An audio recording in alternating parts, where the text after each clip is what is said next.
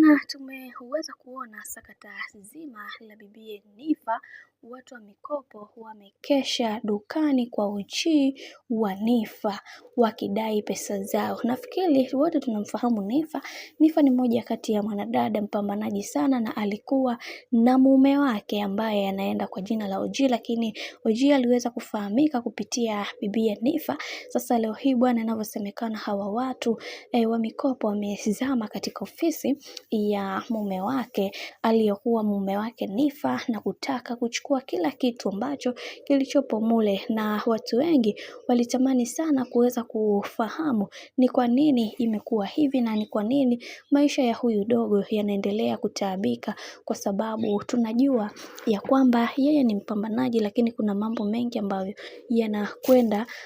kuwa sio sawa, na wengi wao waliweza kuzungumza na kusema ya kwamba kwenye hiki kinachoendelea sasa, wacha tuone mwisho wake itakuwaje, maana kuna mambo mengi ambayo yamekuwa yakitokea katika maisha ya bwana mkubwa Oji, lakini ndo kama hivyo mambo yamekuwa mengi, na kila mtu anatamani kuweza kuhakikisha maisha yake yanakuwa katika misingi na mikakati iliyo bora, ila yote tunaamini ya kwamba haya yote yanasababishwa na kutokuaminiana kwa namna moja ama nyingine, ila haya maisha